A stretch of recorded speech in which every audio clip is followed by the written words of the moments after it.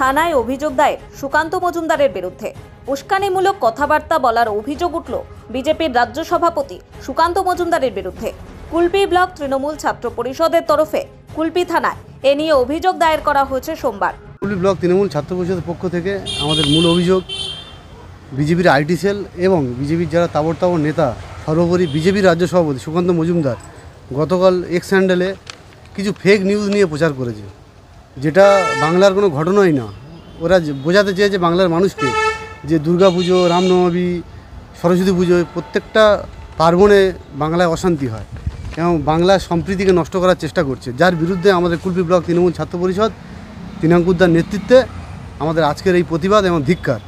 আমরা আগামী দিনে আমরা লড়াই করব আইটি সেলের বিরুদ্ধে এবং আপনাদের দ্বারা আপামর কুলপিবাসী তথা রাজ্যকে জানাতে চাইছি যে আপনারা বিজেপির এই ফেক নিউজ থেকে আপনারা দূরে থাকবেন, কারণ ওরা ক্রমাগত ফেক নিউজ করে বাংলার সম্প্রীতিকে নষ্ট করার চেষ্টা করছে।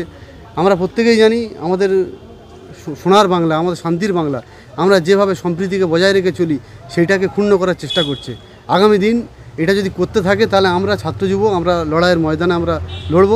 আর আপনারা চিন্তা করবেন না, আমাদের ওপরে মমতা ব্যানার্জি রয়েছে, আমাদের নেতা অভিষেক ব্যানার্জি রয়েছে, বাংলাকে আবার শান্ত বাংলা করে দেবে এই আশা রাখি। আর